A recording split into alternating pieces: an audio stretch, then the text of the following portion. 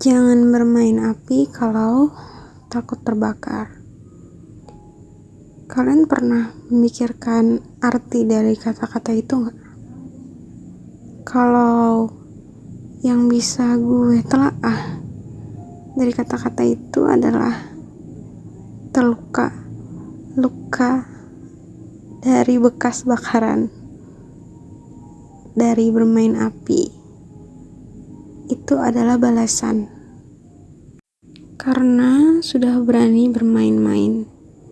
Maksudnya adalah jika kamu bermain api, maka kamu akan terbakar. Jika kamu selingkuh, maka kamu juga akan diselingkuhi. Walaupun bukan dengan orang yang kamu selingkuhi, bisa aja dengan pasangan berikutnya kamu bakal diselingkuhin. Ini menurut pendapat gue pribadi, karena udah banyak banget kejadian di diri gue, di teman-teman gue juga hal itu terjadi.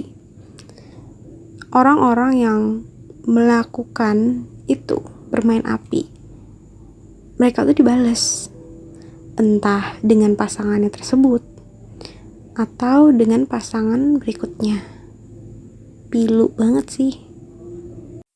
Mungkin ada yang mendefinisikan kayak gue dulu, jangan bermain api kalau takut terbakar. Gue itu dulu mikirnya ketika selingkuh, kalau takut ketahuan, takut ada apa-apa sama hubungannya jadi hancur, lebih baik gak usah selingkuh. Gue ngertiinnya kayak gitu kalau dulu. Tapi kalau sekarang gue tuh lebih nangkepnya kayak gini, kayak tadi, kalau lo selingkuh, lo pasti akan dibales. Kebanyakan dari teman-teman gue itu yang bermain api, mereka diselingkuhi oleh pasangan barunya. Jadi misalkan nih mereka pacaran, terus selingkuh. Nah, yang diselingkuhi ini memaafkan, merelakan, dan hubungannya lanjut. Tapi akhirnya putusnya bukan karena perselingkuhan itu. Next dia dapat pasangannya itu yang ngebales perselingkuhan yang pernah dia lakukan dulu. Gitu. Kalau dari kejadian gue sih, gue itu kan diselingkuhin ya, terus gue maafin, hubungan kami berjalan baik, dan suatu hari gue malah nyelingkuhin dia balik. Kayak gue tuh gak ada niatan balas dendam, tapi tiba-tiba aja terjadi. Mungkin Tuhan pengen gue ngebalas secara langsung kali ya perselingkuhan yang pernah gue alamin. Gak usah nunggu dibalas oleh pasangan dia berikutnya kali gitu ya. Kenapa sih perselingkuhan itu menyenangkan? Karena di sana kayak adrenalin lo itu terpacu. Kesan cinta lo itu bener-bener menjadi memukau. Kayak suatu lonjakan yang bikin hubungan lo itu antara dua, lebih baik atau hancur. Iya kalau misalkan yang selingkuhnya mau berubah, tapi kebanyakan yang selingkuh sih kalau udah janji gak bakal ngulangin ya bakal diulangin lagi. Gue juga pernah kayak gitu. Terus kalau hubungannya berlanjut juga Paling karena yang diselingkuh itu orangnya sabar dan mau ngasih kesempatan. Sebenarnya rada-rada agak bego sih menurut gue kalau mau bertahan sama orang yang udah pernah nyelingkuhin, kecuali kayak nggak ada pilihan lain lagi, kayak nggak ada yang bisa nerima gue. Cuma itu pikiran yang terlalu sempit. Nggak, manusia itu hidup sesuai porsinya masing-masing. Lo itu diciptakan untuk orang yang sepadan buat lo, nggak ada yang lebih rendah, nggak ada yang lebih tinggi. Pasangan itu sama, jadi jangan pernah berpikir kayak gak ada yang bisa nerima gue, gak ada yang bisa sama gue lagi selain dia. Gak ada kayak gitu. Kalau mau ngelepasin orang yang nyelingkuhin lo, udah lepasin aja. Karena perselingkuhan itu adalah tindakan yang binatang banget, gak bisa dimaafin, harus dikasih pelajaran biar orang itu sadar kalau mereka itu salah.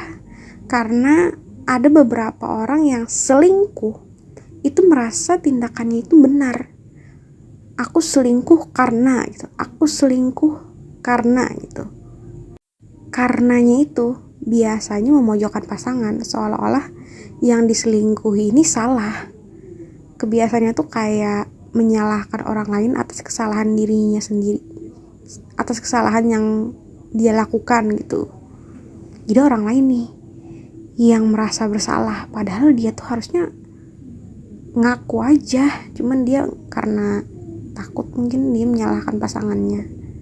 Aku selingkuh itu karena kamu gak ada waktu buat aku, misalkan gitu loh kebanyakan ya.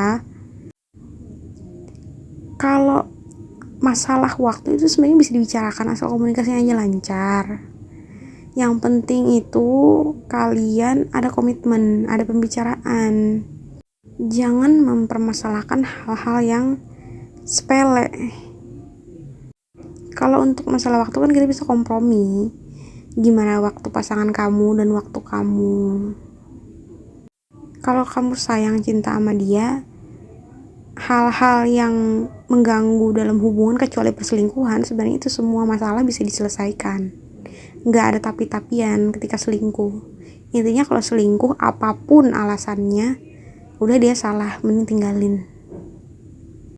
Seneng banget ya kalau bisa selingkuh. Apalagi misalkan di satu tempat kerja lo bisa kencanin 2 orang sekaligus, itu tuh kayak hebat banget. Diri yang selingkuh itu loh, kayak adrenalinnya besar banget.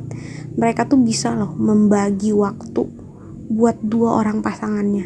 Dan kayaknya gue gak yakin deh, misalkan di satu kantor dia cuma punya selingkuhan 2. Oke, misalkan 2 aja selingkuhannya di kantor, cuman di belakang, di luar kantor maksud gue, itu tuh gue yakin sudah ada selingkuhan mungkin 10-20. Kalau di satu tempat aja dia bisa nyelingkuhin 2 orang, kenapa kalau di luar kantor enggak, ya kan? Biasanya kayak gitu tuh udah jadi penyakit sih. Dia seneng ngelakuin itu kayak udah mendarah daging. Mungkin juga dari faktor keturunan, mungkin kan juga ada tuh penelitian tentang perselingkuhan. Ketika darah dari orang yang selingkuh itu bisa turun tuh ke anaknya, kelakuannya yang selingkuh itu. Makanya salah satunya untuk menghindari keturunan kamu selingkuh, ya kamu harus nyari pasangan yang tidak selingkuh juga gitu. Ya kayak sama aja sih, kayak lo gak pengen anak lo jadi pembohong, ya lo jangan nikah sama orang yang pembohong. Lo gak suka orang yang bermulut kasar, lo gak mau keturunan lo bermulut kasar, ya udah lo jangan pilih pasangan yang punya mulut kasar, gitu aja. Kalau gak mau diselingkuhin ya jangan selingkuh. Lo gak mau punya keturunan yang tukang selingkuh, ya jangan nikahin orang yang selingkuh, udah gitu aja. Dan satu lagi, orang yang seneng sekali selingkuh, bermain api, itu tuh kayak gak ada habisnya.